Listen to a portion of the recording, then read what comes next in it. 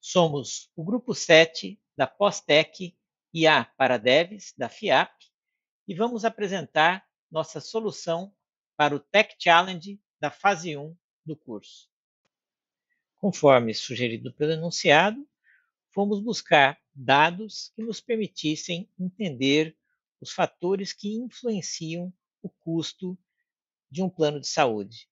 E no Kaggle, encontramos um dataset que nos permitiu desenvolver o modelo fazendo as análises solicitadas no desafio.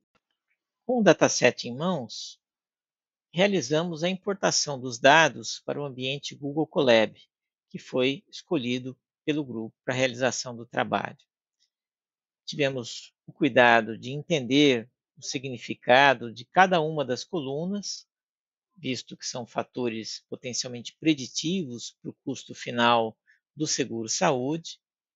Como podemos ver, os passos mais técnicos, a importação do arquivo CSV, a presença dos dados devidamente distribuídos pelas colunas, e aqui uma inicial modificação realizada pelo grupo para que todos os alunos e potenciais interessados neste trabalho possam ter mais facilidade. Decidimos por renomear as colunas do inglês para o português, fazer essa espécie de tradução. Então, realizamos estas instruções e as colunas foram devidamente alteradas. A partir daí, iniciamos a análise básica dos dados, confirmando o número de linhas, 1338, e o número de colunas, 7, validando assim os números gerais do dataset. Executamos análise descritiva dos dados, trazendo a média, o desvio padrão, o valor mínimo e máximo para cada coluna, e também o 25º, 50º e 75º percentil.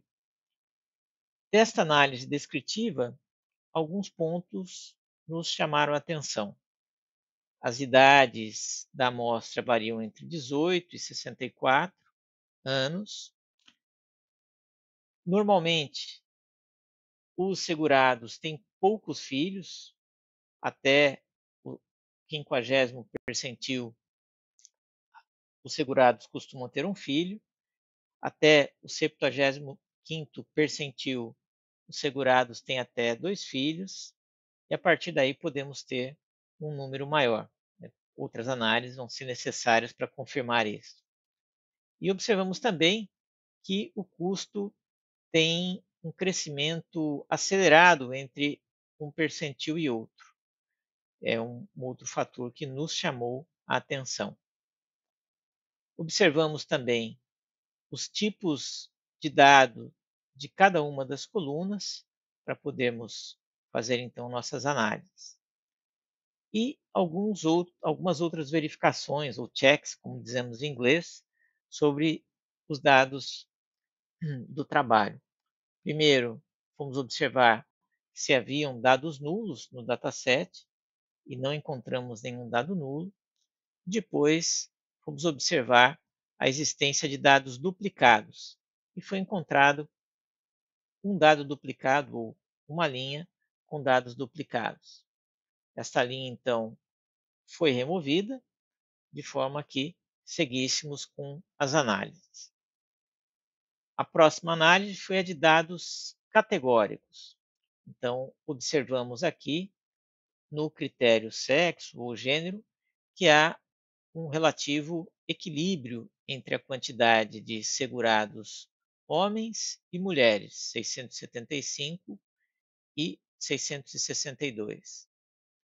Observamos que a maior parte da amostra, no quesito fumante ou não fumante, é composta por segurados não fumantes, 1.063, e apenas 274 segurados são fumantes.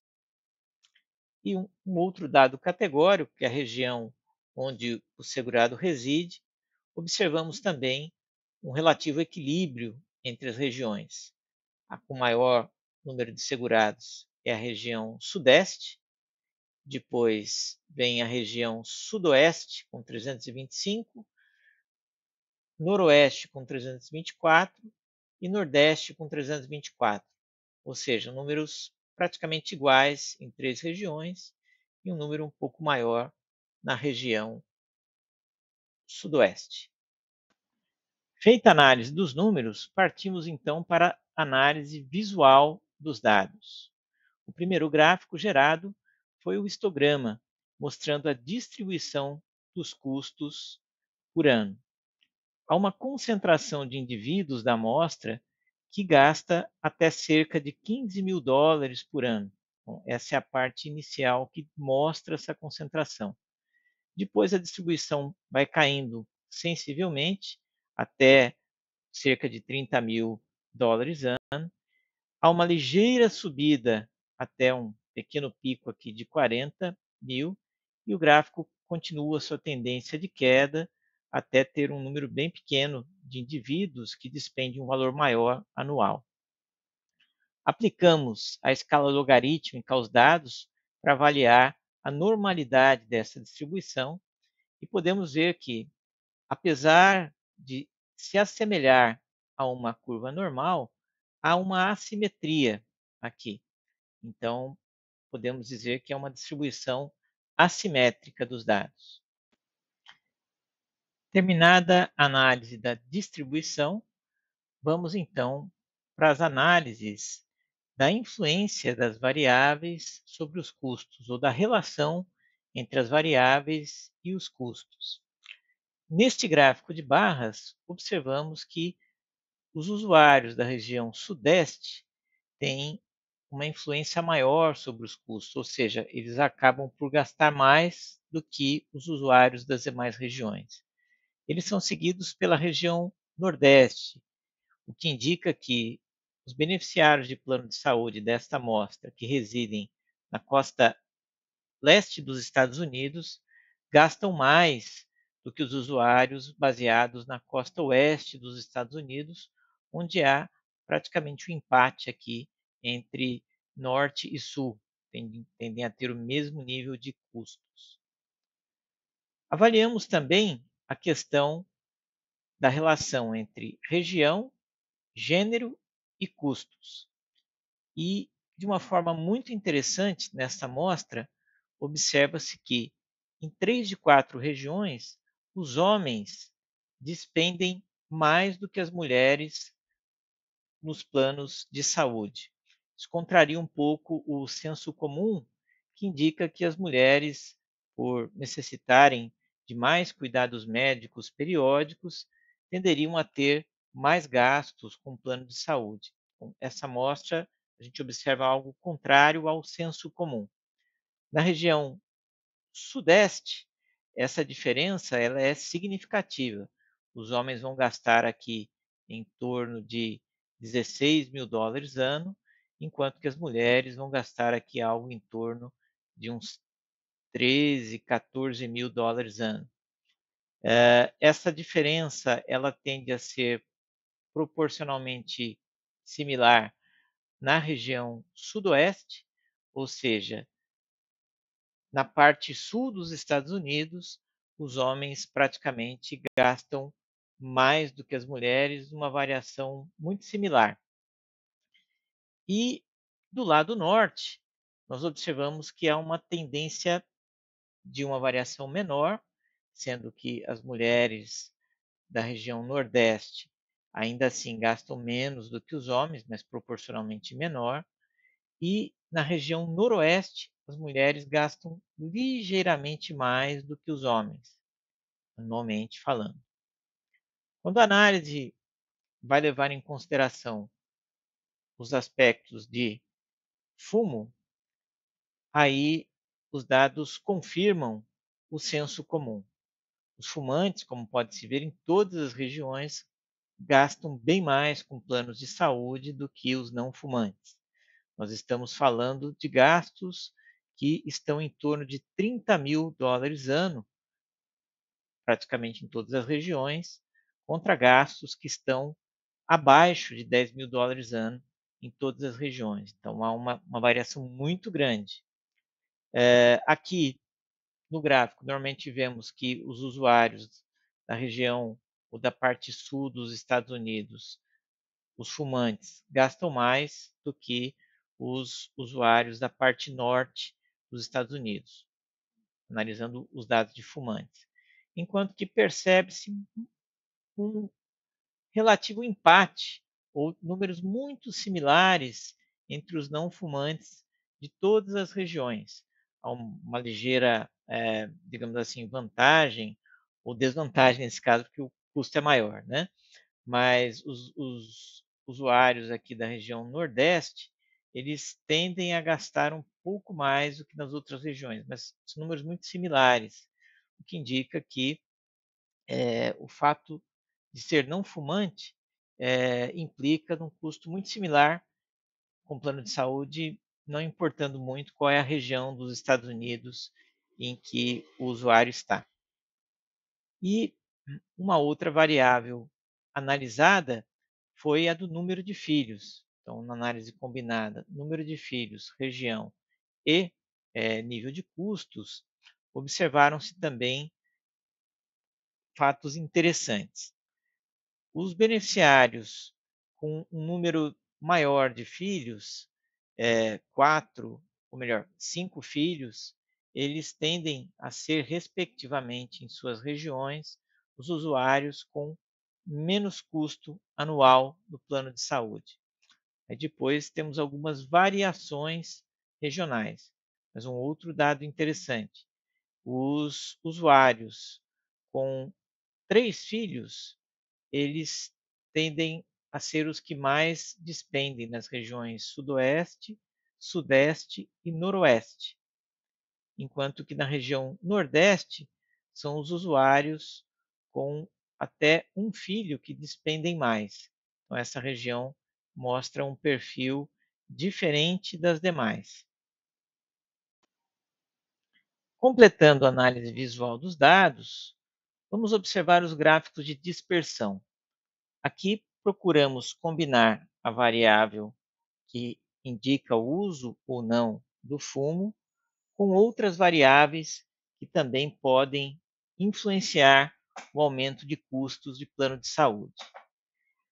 O primeiro gráfico mostra dois fatores, fumo e idade, e observa-se que, tanto para fumantes como para não fumantes, os custos do plano de saúde tendem a aumentar proporcionalmente conforme os anos passam, ou seja, quanto mais velho o beneficiário, maior os gastos com o plano de saúde. Percebam que as retas, elas seguem praticamente de forma paralela. Entretanto, observa-se uma dispersão maior entre os fumantes e observa-se que, em geral, mesmo fumantes mais novos tendem a pagar mais do que não fumantes mais velhos. Isso reforça mais uma vez a preponderância do fumo como um fator de influência sobre custos. Quando analisamos o uso do fumo de forma combinada com o IMC, que é um fator clássico de risco para vários tipos de enfermidade, problemas de saúde, observamos que, para não fumantes, a variação do IMC não representa necessariamente um aumento muito grande dos custos com o plano de saúde. Observa-se que essa reta tem uma inclinação muito leve, essa reta que sintetiza a dispersão. Não há uma concentração, ou seja, o fator IMC para não fumante não é preponderante. O que já é diferente para fumantes. Podemos ver que é uma reta muito inclinada aqui, uma inclinação muito grande. Ou seja, se temos um usuário que é fumante e que tem o seu IMC aumentado, ele tende a pagar muito mais no plano de saúde, né? A variação aqui vai de pouco mais de 10 mil até aproximadamente aqui quase 60.000 no ano. Então, é uma diferença muito grande. Para os fumantes, cuidar do IMC é um fator muito importante. E quando observamos a relação entre fumo, número de filhos e custos com o plano de saúde, há um comportamento bastante diferente em termos de dispersão. Observa-se que, novamente, fumantes tendem a gastar muito mais do que não fumantes e que o número de filhos não influencia tanto assim a variação dos custos com o plano de saúde.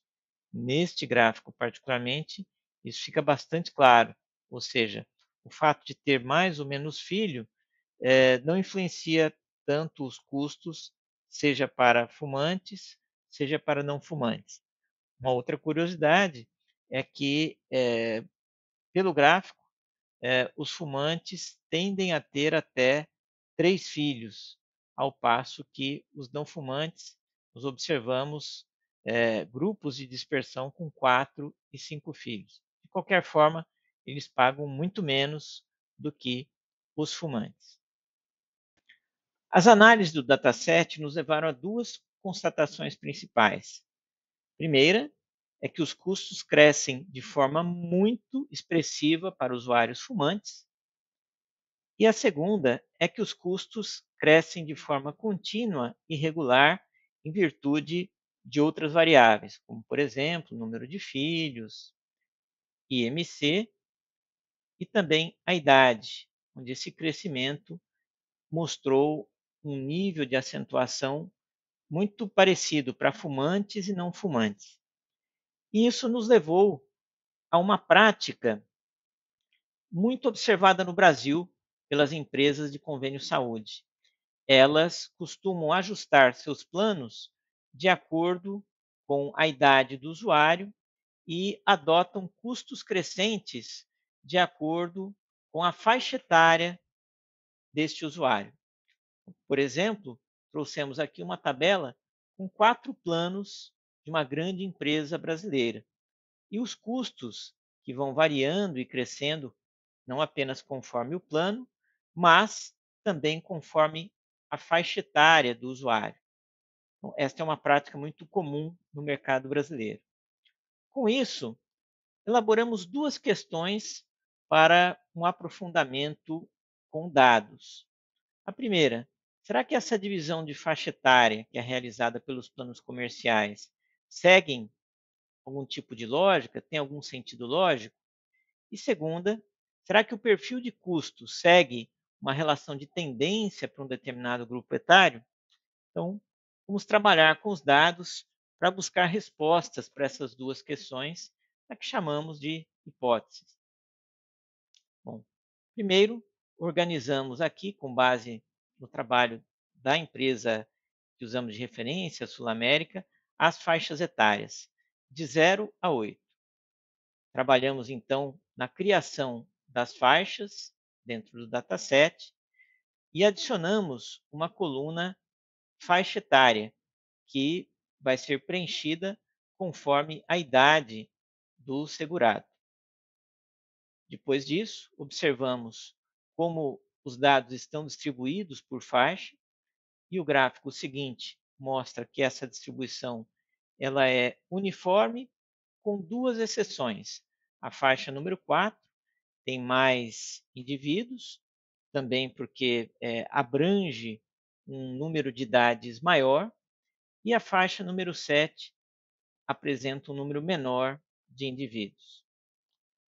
Fizemos, então, uma análise descritiva dos dados, criando uma coluna chamada range, que contém a diferença entre o valor máximo e mínimo de cada faixa, nos permitir entender melhor as variações entre faixas. E realizamos as análises visuais. Na análise de dispersão, observamos o comportamento esperado, ou seja, pela curva, nós vamos ter um aumento de custos que vai se acentuando conforme a faixa etária, e um comportamento de dispersão muito similar entre as diversas faixas. Neste gráfico de linhas, podemos observar o comportamento das diversas medidas estatísticas descritivas. Duas coisas nos chamam a atenção: o comportamento da mínima, que apresenta um crescimento contínuo até o range 4, depois ele se acentua nos demais ranges, ou faixas, melhor dizendo, e o comportamento das linhas de máximo e range, que é a diferença entre máximo e mínimo.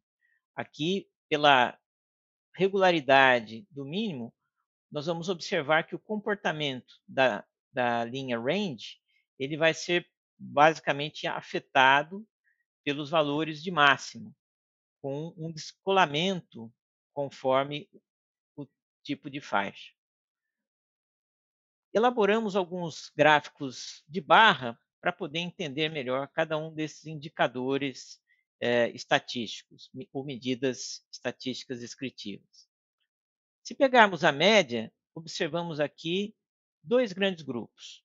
O primeiro, entre 0 e 3, com comportamento, ou melhor, entre 0 e 2, com comportamento muito similar.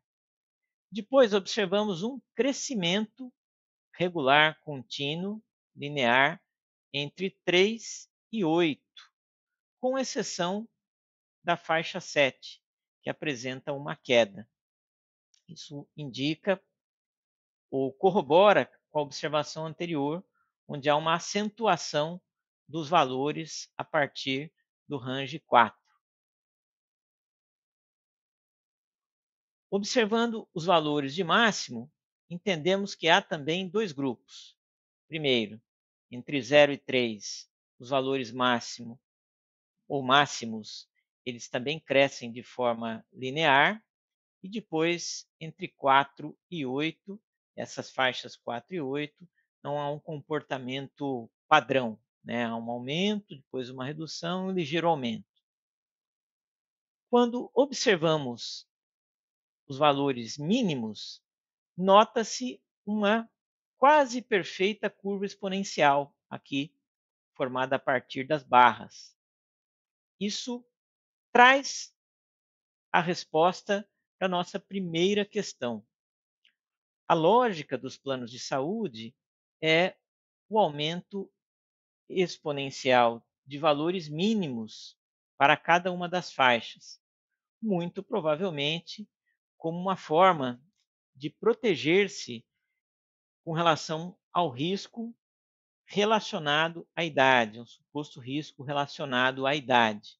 Então, observa-se aqui a lógica, né, mais clara. Os valores mínimos eles aumentam conforme a faixa evolui. Observamos aqui também os valores do range, ou seja, a diferença entre máximo e mínimo. Aqui, um comportamento similar ao do valor máximo, como já havíamos discutido no gráfico de linhas. Dois grandes grupos, de 0 a 3, seguindo uma tendência linear de aumento, e depois de 4 a 8, com uma variação, um aumento seguido de queda e um ligeiro aumento. Voltando às questões, o que podemos concluir? Primeiro, como já dissemos, que a lógica é de crescimento contínuo e exponencial, evidenciado pelo gráfico de barras, dos valores mínimos. E segundo, que não há um comportamento específico para um determinado grupo etário. Há uma tendência de aumento para a maior parte dos grupos, e neste dataset observa-se que para as faixas etárias 4 e 7, essa tendência de aumento ela tem uma quebra. Se olharmos os valores aqui de range e máximo, observa-se que eles vão crescendo, quebram no range 4, sobem de novo 5 e 6, quebram no range 7 e retomam sua tendência de subida no range 8. Então, para este dataset, observa-se que o comportamento do máximo tende a acompanhar o do mínimo, ou seja, subida crescente conforme a idade, com quebra para dois ou 2 faixas etárias.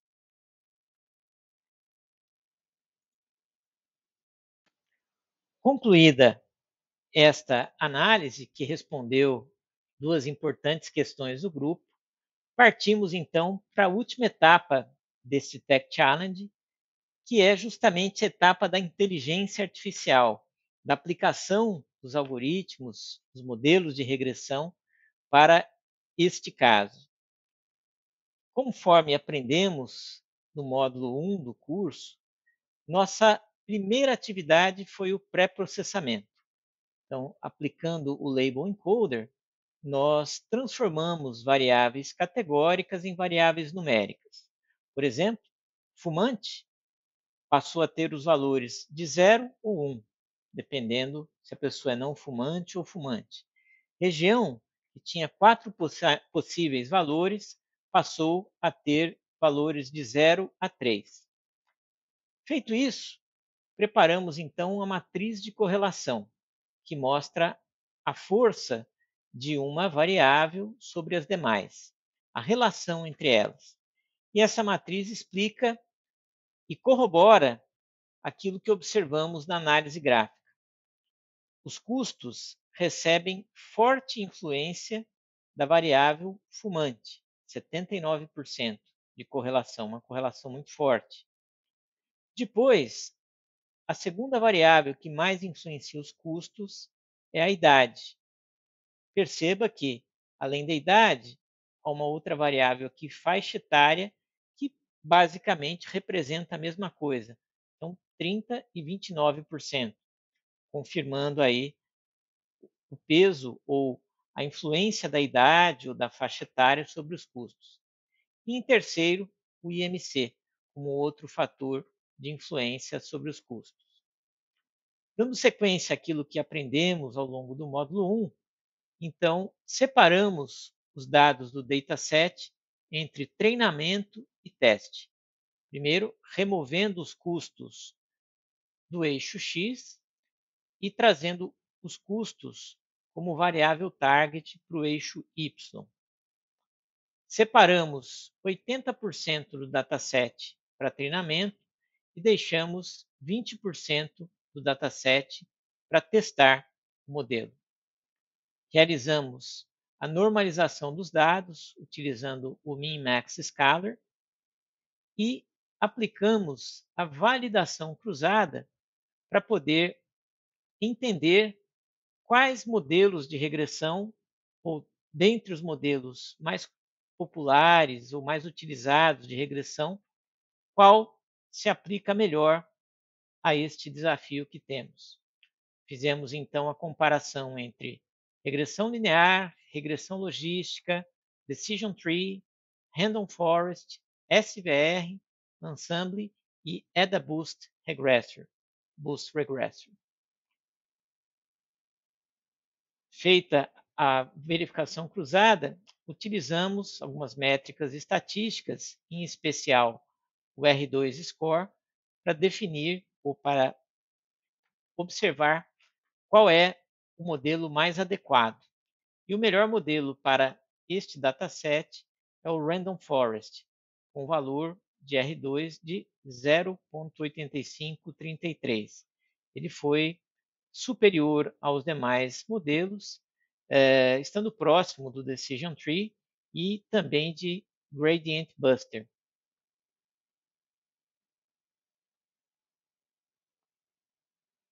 Fomos então aplicar individualmente cada um dos modelos para confirmar a validação cruzada. Este processo ele é bem parecido para os diversos modelos. Basicamente, é composto pela importação do modelo e das métricas, pela separação e normalização fit dos dados de treinamento e teste, a execução do aprendizado e depois um teste de previsão. E, por fim, a avaliação das métricas de medição, de validação dos modelos, para observar-se especialmente o R2 Score. Então, fizemos isso para regressão linear, Fizemos isso para Decision Tree.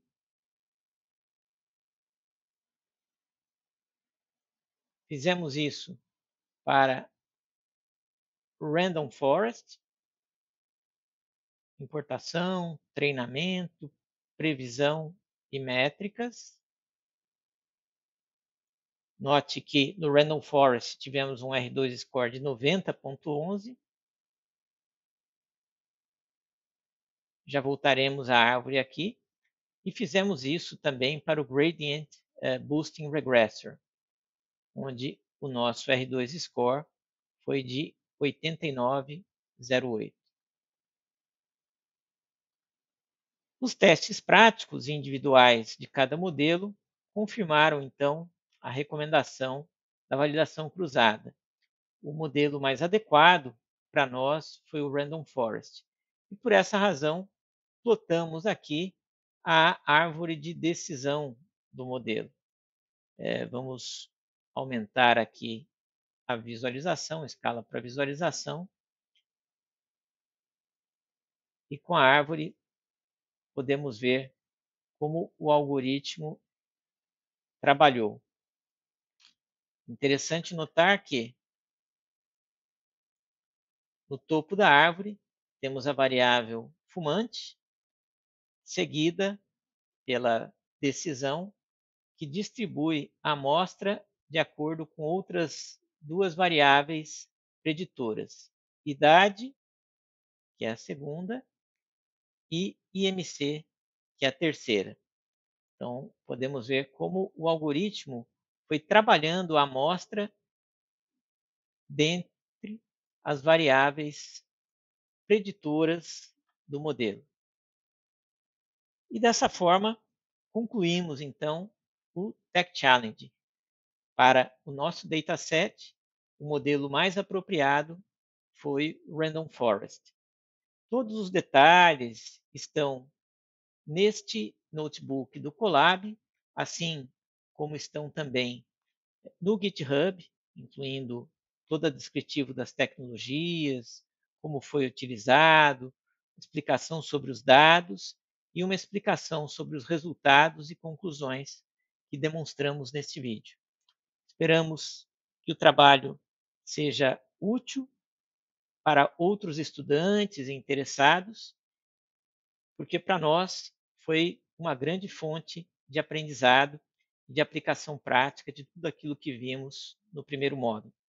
Estamos contentes com o resultado e esperamos continuar aprendendo e nos desenvolvendo durante todo o curso, durante toda a pós-tec. Agradecemos os professores e nos colocamos à disposição para qualquer questionamento que possa ser necessário. Gratidão e até a próxima.